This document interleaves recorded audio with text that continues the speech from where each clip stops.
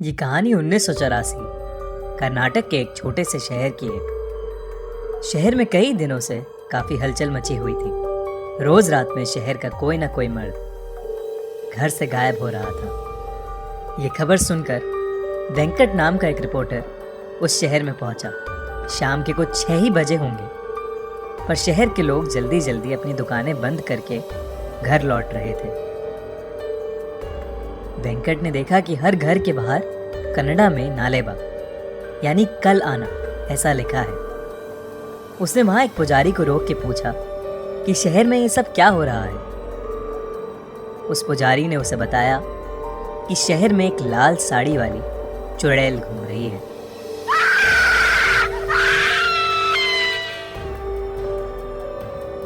वो रोज रात में घर घर जाके जोर से दरवाजा खटखटाती है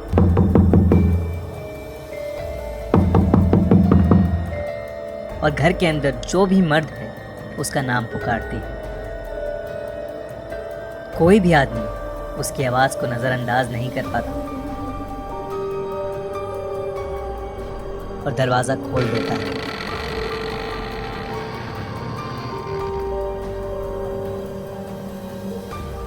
कहते हैं वो चुड़ैल उसे अपने वश में करके कहीं दूर ले जाती है और मार देती है। इसीलिए शहर के लोगों ने उससे बचने के लिए घर के बाहर नालेबा लिखना शुरू किया, जिसे पढ़ के वो आज नहीं बल्कि कल आए और यही सिलसिला जारी रहे। इतना कहकर वो पुजारी जल्दी जल्दी अपने घर के रास्ते चला गया। वेंकट को कल के अखबार के लिए अच्छी कहानी तो मिल गई, पर कुछ ही दूर जाते ही उसका स्कूटर पंक्चर हो गया। अंधेरा हो चुका था और सब लोग अपने घर के अंदर जा चुके थे। अचानक से वेंकट को लगा कि उसके आसपास कोई है, तो वो स्कूटर लिए तेजी से आगे चलने लगा।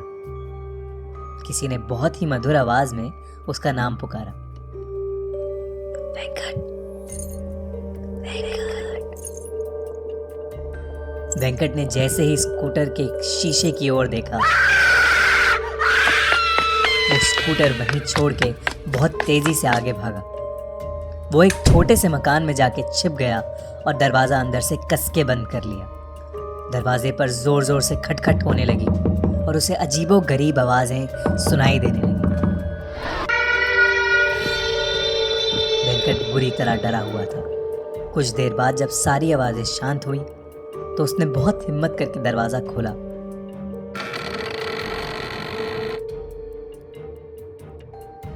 तो वहां कोई नहीं था, पर फिर